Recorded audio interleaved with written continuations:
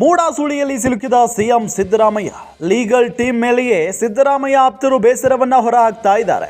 ಸಿದ್ದರಾಮಯ್ಯ ಪರ ಸಮರ್ಥ ವಾದ ಮಂಡಿಸುವಲ್ಲಿ ವಿಫಲರಾಗ್ತಾ ಇದ್ದಾರೆ. ಹೈಕೋರ್ಟ್ನಲ್ಲಿ ಹಿನ್ನಡೆ ಆಗೋದಕ್ಕೆ ಸಿದ್ದರಾಮಯ್ಯ ಅವರ ಲೀಗಲ್ ಟೀಮೇ ಕಾರಣ. ಹಿರಿಯ ವಕೀಲ ಅಭಿಷೇಕ್ ಮನು ಸಿಂಘ್ವಿ ನೇತೃತ್ವದ ಲೀಗಲ್ ಟೀಮ್ ಕಾರಣ. ಸುಪ್ರೀಂ ಕೋರ್ಟ್ನ ಹಿರಿಯ ವಕೀಲರಾಗಿದ್ದಾರೆ ಸಿಂಘ್ವಿ ಅವರು. ಹೈಕೋರ್ಟ್ನಲ್ಲಿ ಸಮರ್ಥವಾದಂಥ ವಾದವನ್ನು ಮಂಡಿಸೋದಕ್ಕೆ ವಿಫಲರಾದರು. ಸಿಂಘ್ವಿ ವಾದವನ್ನು ಕರ್ನಾಟಕ ಹೈಕೋರ್ಟ್ ತಿರಸ್ಕಾರ ಮಾಡಿತು. ಹೈಕೋರ್ಟ್ ತೀರ್ಪಿನಿಂದ ಸಿದ್ದರಾಮಯ್ಯ ವಿರುದ್ಧ ತನಿಖೆ ಮಾಡೋದಕ್ಕೆ ಆದೇಶವನ್ನು ಹೊರಡಿಸುವಂತಾಯಿತು.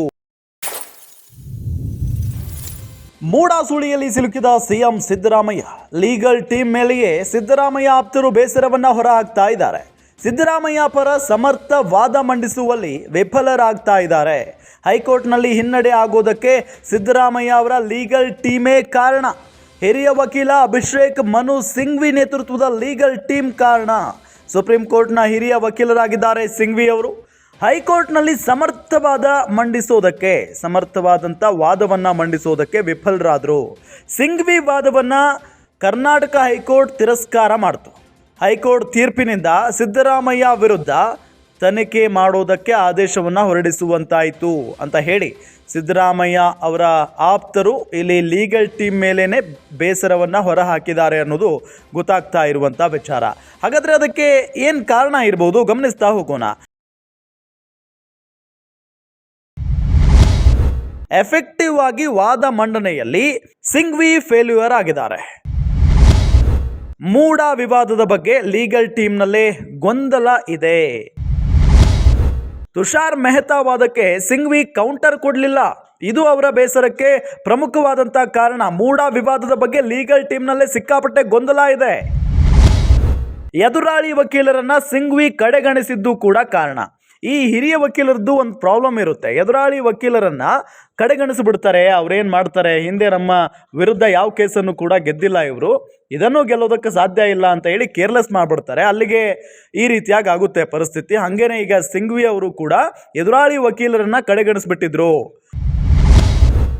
ಕೇಸ್ ಸಿಂಪಲ್ ಅಂತ ಭಾವಿಸಿತ್ತು ಲೀಗಲ್ ಟೀಮ್. ಇದು ಕೇಸ್ ಬಹಳ ಈಸಿ ಇದೆ, ನಾವೇ ಗೆಲ್ತೀವಿ ಅಂತ ಅನ್ಕೊಂಡಿದ್ರು.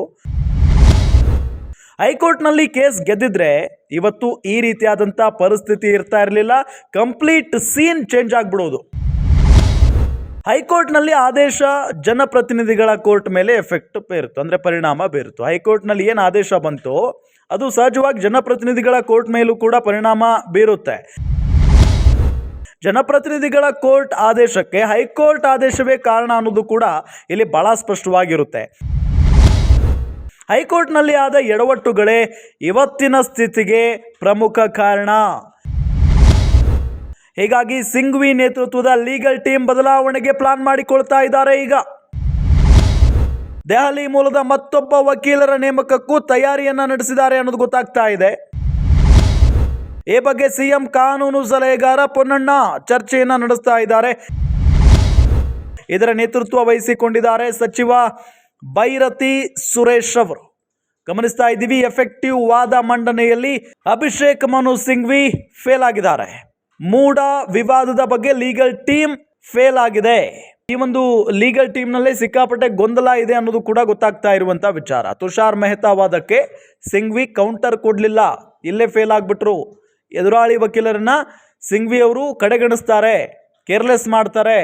ಕೇಸ್ ಸಿಂಪಲ್ ಅಂತ ಭಾವಿಸಿಬಿಟ್ಟಿದ್ರು ಇವರು.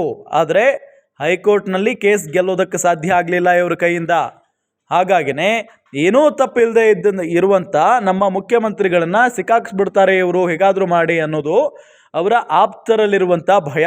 ಹಾಗಾಗಿನೇ ಈ ಇಡೀ ಟೋಟಲ್ ಲೀಗಲ್ ಟೀಮ್ ಏನಿದೆ, ಸಿದ್ದರಾಮಯ್ಯನವರ ಪರವಾಗಿ ವಾದ ಮಂಡನೆ ಮಾಡ್ತಾ ಇರುವಂಥ ಅಭಿಷೇಕ್ ಮನು ಸಿಂಘ್ವಿ ಅವರ ಟೀಮ್, ಅದನ್ನು ಚೇಂಜ್ ಮಾಡೋದು ಈಗ ಸಿದ್ದರಾಮಯ್ಯ ಅವರ ಆಪ್ತರ ಪ್ಲಾನ್ ಆಗಿದೆ ಅನ್ನೋದು ಗೊತ್ತಾಗ್ತಾ ಇದೆ. ಕಾದ್ ನೋಡೋಣ ಏನಾಗುತ್ತೆ ಅಂತ ಹೇಳಿ.